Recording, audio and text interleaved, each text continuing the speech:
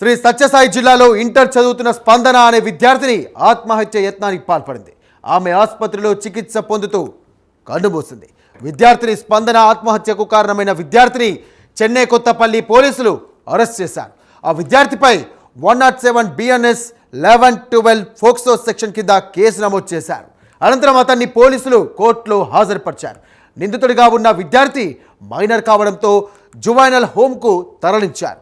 స్పందన అనే యువతి కేసు విషయంలో పోలీసులు నిర్లక్ష్యం ఎక్కడా లేదని ధర్మవరం DSP హేమంత్ కుమార్ స్పష్టం చేశారు.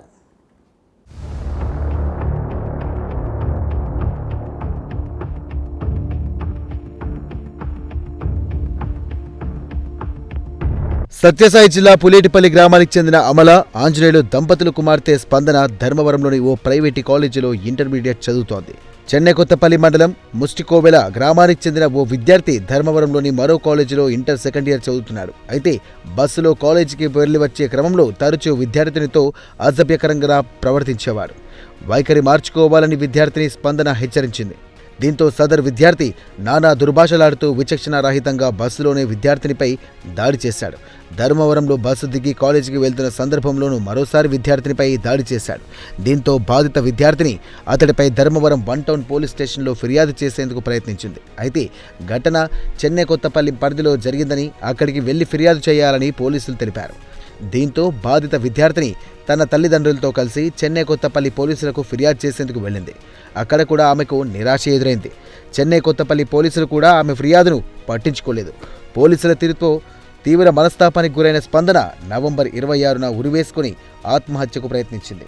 ఇది గమనించిన కుటుంబ సభ్యులు చికిత్స నిమిత్తం స్పందనను ధర్మవరం ప్రభుత్వ ఆసుపత్రికి తరలించారు. బాధితురాలి పరిస్థితి విషమంగా ఉండడంతో అనంతపురం ప్రభుత్వ ఆసుపత్రికి తరలించారు.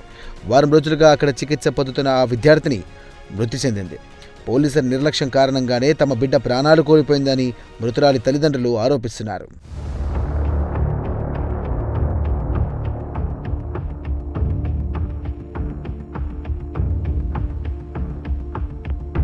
శ్రీ సత్యసాయి జిల్లా చెన్నై కొత్తపల్లి మండలం పులేటిపల్లికి చెందిన స్పందన అనే విద్యార్థి కేసు విషయంలో పోలీసులు నిర్లక్ష్యం ఎక్కడా లేదని ధర్మవరం DSP హేమంత్ కుమార్ స్పష్టం చేశారు.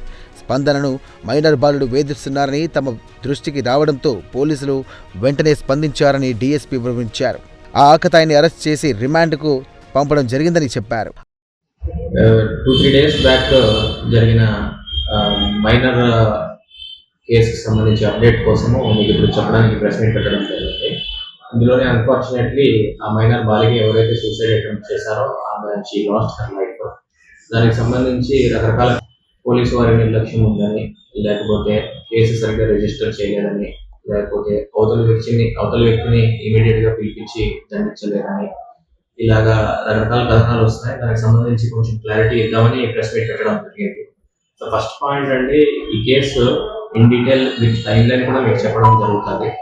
ఫస్ట్ 25th ఈవినింగ్ ఈ అఫెన్స్ జరుగుతుంది. ఇనవే ఆ అబ్బాయి ఆ అమ్మాయి పట్ల అసభ్యకరంగా కొన్ని ల్యూడ్ జెస్టర్స్ అంటే కొన్ని అభ్యంతరకరమైన నినాదాలు అంటే కొన్ని జెస్టర్స్ చేస్తాడు. దానికి సంబంధించి అమ్మాయి అఫెండ్ అవుతుంది. ఆ రోజు మనకి డైల్ 100 కాల్ కానీ వాళ్ళ ఫాదర్స్ నోటీస్లో కానీ పోలీస్ నోటీస్లో కానీ ఆ అమ్మాయి పెట్టారు ఫర్ వాట్ ఎవర్ రీజన్. అది అయిన తర్వాత 26th మార్నింగ్ కూడా వాళ్ళిద్దరూ బస్సు ఎక్కుతారు. చెన్నై కొత్తపల్లిలోనే బస్సు ఎక్కుతారు. వాళ్ళిద్దరూ ఆ మండలంకి సంబంధించిన వాళ్ళే. ఇక్కడ డిఫరెంట్ కాలేజెస్ లో వాళ్ళు చదువుకుంటూ ఉంటారు అన్నమాట. బస్సు ఎక్కిన టైంలో నువ్వు ఎందుకు నిన్ను అట్లా చేసావు అని చెప్పి అమ్మాయి ఫస్ట్ అడగడం జరుగుతుంది. దానికి అబ్బాయి సరిగ్గా సమాధానం ఇవ్వకపోవడంతో ఈ అమ్మాయి ఒక దెబ్బ కొడతారు. అది జరిగిన తర్వాత ఆ అమ్మాయిని ఒక 3-4 times కొడతారు. ఇదే మన కంప్లైంట్ కాపీలో కూడా ఆ అమ్మాయి మనకి మెన్షన్ చేస్తుంది అనమాట. ఇలా కొట్టిన తర్వాత ఆ అమ్మాయి వెంటనే వచ్చి ధర్మవరం 1 టౌన్ పోలీస్ స్టేషన్ లో దిగి కంప్లైంట్ ఇస్తారు. అంటే మన దగ్గరికి వచ్చి జరిగిన సంఘటన చెప్పుకుంటారు అనమాట. ఇది అరౌండ్ 8 o'clock జరిగింది. ఇది యాజ్ పర్ రికార్డ్. ఆ తర్వాత యాజ్ పర్ స్క్రీన్ షాట్స్ కూడా అరౌండ్ 8:19 అంటే ఆ అమ్మాయి వచ్చిన 10 నిమిషాల్లోనే వాళ్ళ పేరెంట్స్ కి మనం కాల్ చేస్తాం. కాల్ చేసి ఏంటి సార్ ఇది పరిస్థితి ఇట్లా ఉంది రమ్మని చెప్తే, ఇది జరిగిన మేము ఇక్కడ ఉన్న పోలీస్ స్టేషన్ కి తీసుకెళ్తాము, మా అమ్మాయితో మేము మాట్లాడతాము, పంపించండి అంటే కానిస్టేబుల్ ఇచ్చి పంపించడం జరిగింది. అంతే తప్ప ఇక్కడ కేసు కట్టకూడదని, లేకపోతే ఇక్కడి నుంచి వేరే ప్లేస్ కి పంపించేయాలని ఆలోచనతోటి ఎవరు కూడా అక్కడ ప్రవర్తించలేదు. It is the same sub division.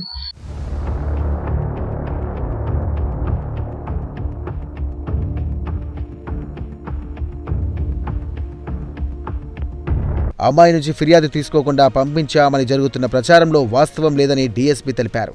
ఇప్పుడు ఫర్ ఎగ్జాంపుల్ ఇక్కడ నుంచి పంపించినా కూడా అమ్మాయి CK Palli police station within half an hour reach అయింది. వాళ్ళ ఫాదర్తో పాటు కంప్లైంట్ ఇచ్చింది. కంప్లైంట్ తీసుకున్నాము, 9:30కి ఎఫ్ఐఆర్ రిజిస్టర్ చేసాము. Everything is on record and all that happened in due course of time. So ఇక్కడ 0 ఎఫ్ఐఆర్ చేయకుండా అమ్మాయిని అక్కడ తరిమేశారు, 0 ఎఫ్ఐఆర్ చేయకుండా అమ్మాయిని ఇబ్బంది పెట్టారన్న మాట అయితే వాస్తవం కాదు.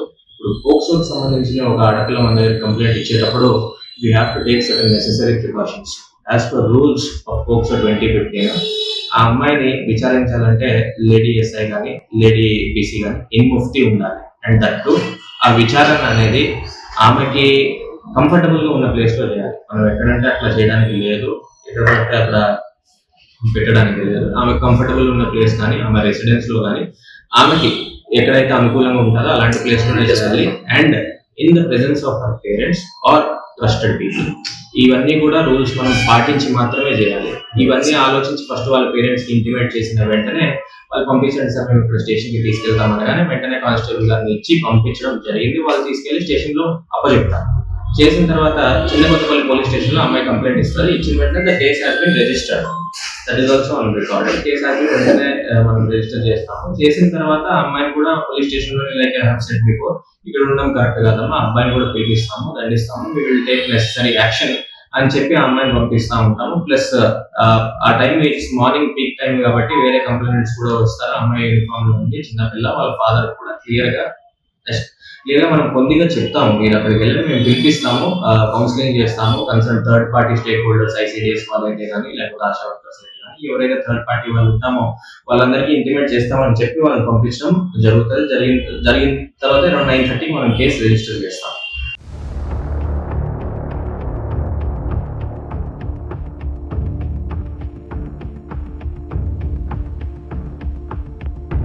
కాలేజీకి వెళ్లే అమ్మాయిలను వేధిస్తున్న ఆకతాయిలు అబ్బాయిలపై పోలీసులు నిఘా ఉంచాలని విద్యార్థుల తల్లిదండ్రులు కోరుతున్నారు. కాలేజీ ప్రాంగణాల్లో పోలీసులు పహారాగా ఉండి ఆకతాయిల విధవల ఆగడాలు తగ్గే అవకాశం ఉందని వారు చెబుతున్నారు.